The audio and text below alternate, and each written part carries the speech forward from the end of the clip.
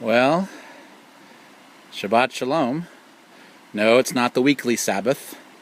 It is the first day of Sukkot. It is a high Sabbath, a high Shabbat.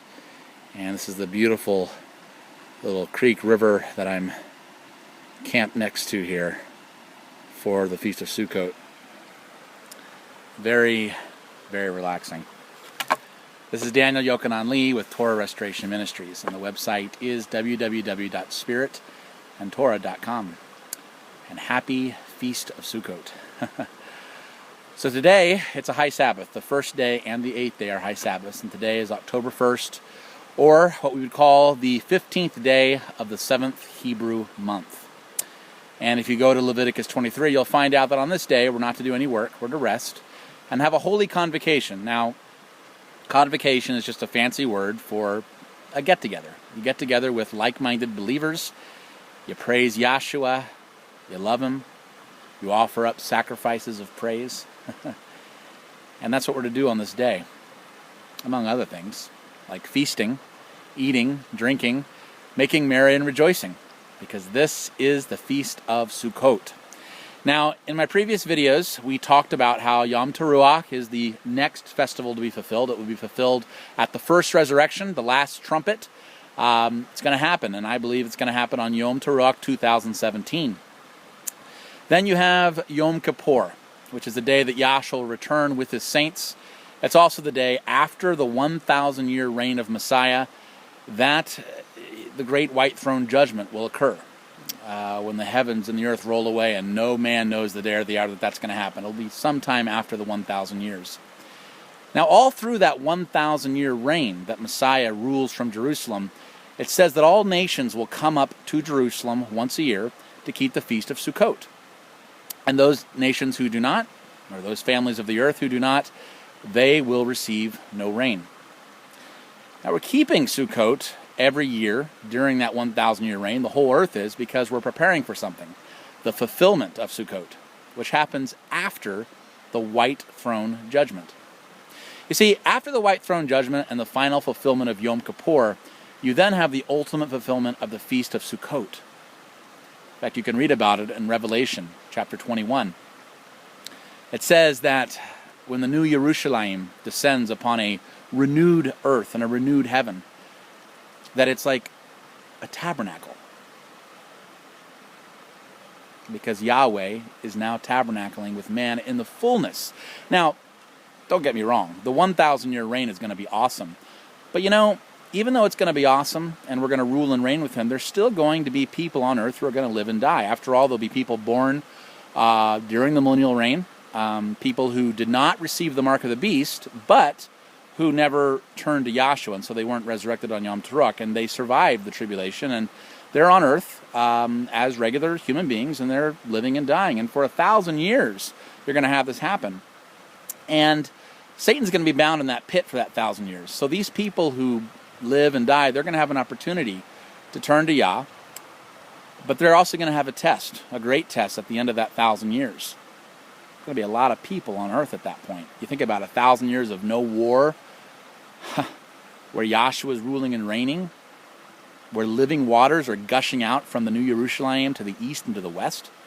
There's going to be a lot of people alive at the end of that 1,000 years. And at some point after that, Ha-Satan is released from the pit, and there's a final rebellion. So there'll still be some type of sin, hypocrisy going on, even in the millennial reign.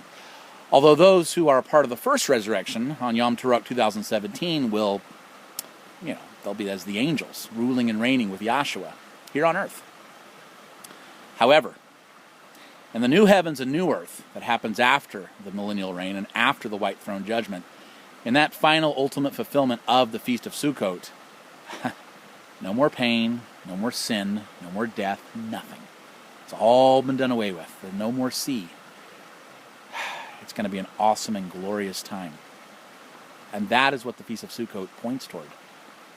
Now, the last day, the 8th day of this feast, also has an interesting fulfillment even after that. We'll get to that on the 8th day. It's going to be an incredible time. And that's why this feast is supposed to be so joyous, because it's basically celebrating the renewed heavens and the renewed earth. It's 8 days long, because 8 is the number for new beginning all through Scriptures. And indeed, it will be a new beginning like nothing you can imagine. Now, during the Feast of Sukkot, it's a time to, it's a time to be intimate with Yahweh. Of course, we should always be intimate with Him, but since we set aside this time, especially to be with Him and to be with others, it's a good time to hear from Him. And last night, as I was in my sukkah, I received some revelation I want to just share with you guys briefly.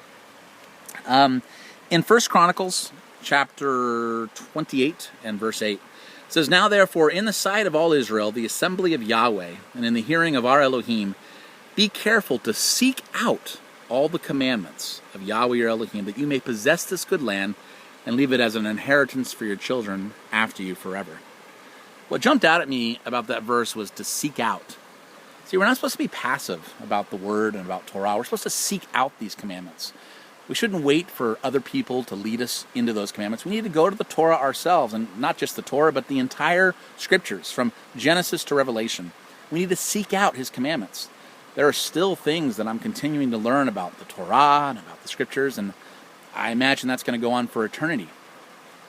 We should always be seeking out His commandments, to do those things that are right and just and to please our Father. So don't be passive. Now, the other thing that I saw, which I think is really neat, it's in Psalm 16, which is a beautiful psalm.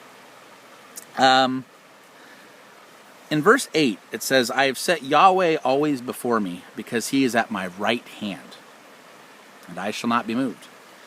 And then skipping down to verse 11, it says, "You will show me the path of life. In your presence is fullness of joy, and at your right hand are pleasures forevermore." So David says that Yahweh is on his right hand, but then also he says that David is also at Yahweh's right hand. And I thought about that. So if I'm standing and Yahweh's at my right hand, He has to be facing the other direction so that I'm at His right hand. And then a beautiful picture began to form in my mind. My arm linked with Yahweh's arm, and we're dancing in a circle. And He's pointed one way and I'm pointed the other, and we're just dancing with our arms linked together. It's a beautiful, beautiful picture. I can't wait to dance with Yahshua in halls of gold. How about you? It's going to be awesome, huh?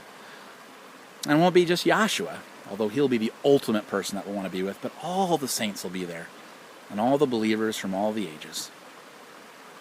No more confusion, no more blindness, no more darkness, no more sin. It's going to be awesome. The bride finally purified. And then from age into age, we'll just be serving Him, doing who knows what. Yahweh's a very creative person. And so I'm sure whatever He has in store for us is going to be, well, beyond our comprehension. Hallelujah. Well, I hope you're all enjoying this first day of Sukkot. And I have to get going here because I'm going to have a holy convocation of myself with my friends. Holy convocation, not just with myself, but with my friends. And we're going to get together and praise Yah and rejoice before Him and feast. So, Yahweh bless, and I'll have some more videos and articles as the week unfolds.